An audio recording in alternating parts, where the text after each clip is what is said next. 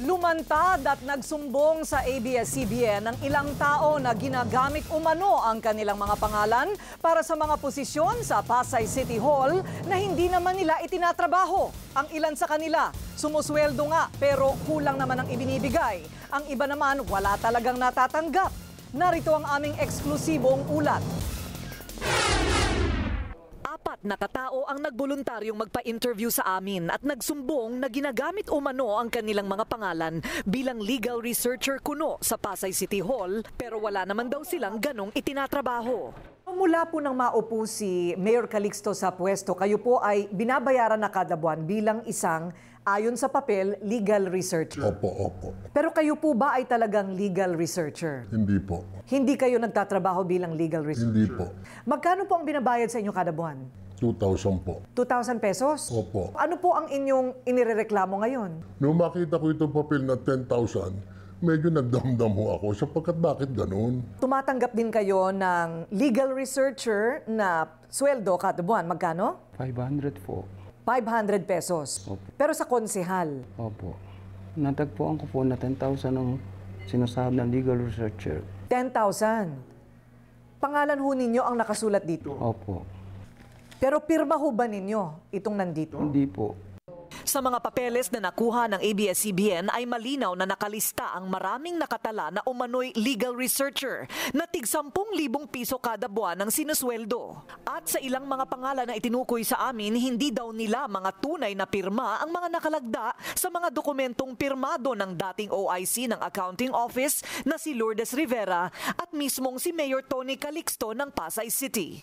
Si Alfredo Cruz ay payag na banggitin ang kanyang pangalan, ngunit ayaw magpakita ng muka para sa kanyang seguridad. Legal researcher din ang posisyon niya kuno. 10,000 piso daw ang sweldo pero wala siyang natatanggap at hindi niya pirma ang nakalagda. Ang kinainis ko, yung gamitin yung pangalan ko dahil siyempre yung aking mga kamag-anak tsaka ibang empleyado rin sa City Hall, nakikilala yung pangalan ko. Baka sabihin nila na kaya ako tumatanggap ako ng ganong halaga. Lalo na sa, siyempre, makikita ng asawa ko o mababalita niya. Tapos wala naman ako binibigay sa asawa ko.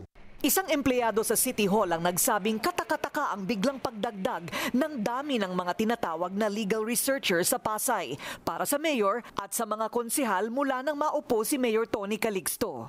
Bakit napakaraming tao ngayon yung legal researcher? Kilala naman po ninyo itong mga taong ito. Hindi ko nga kilala ito. Nung nakita ko ngayon yung payroll, hindi ko sila kilala. Wala akong kilala kahit isa.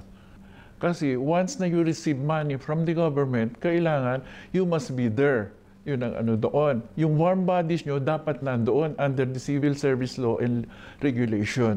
Sa nakuha naming dokumento, may halos 50 legal researchers ang bawat isa sa 14 na konsehal sa Pasay at may mahigit 100 naman para sa mayor. Sa mayor's office pa lang, lumalabas na mahigit 1 milyong piso isang buwan ang pasweldo sa mga legal researchers na ngayon ay hindi tiyak kung sino ang tunay at hindi.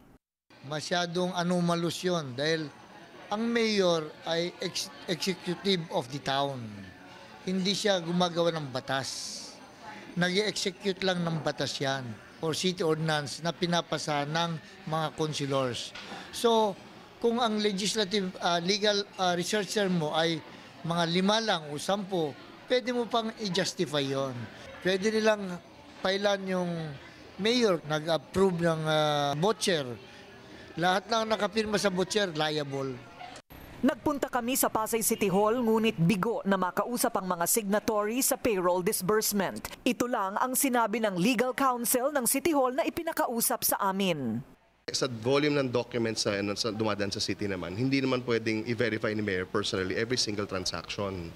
Someone has to verify personally na meron talagang natumanggap. Case in point, for example, sa mga department heads ng city, there are over 45. Hindi naman pwedeng tanongin ni Mayor isa-isa dyan na gantong oras ka pa pumasok. Then let him bring it to the appropriate forum and I think Mayor through his private counsel will confront it. May nadiskubre din kaming babae na nakalista ang pangalan sa payroll. Inamin mismo ng kanyang anak na kahit noong nakabilanggo pa ang kanyang ina, tumatanggap pa rin ito ng sweldo mula sa Pasay City Government. Yan at iba pa sa ikalawang bahagi ng ating eksklusibong ulat bukas.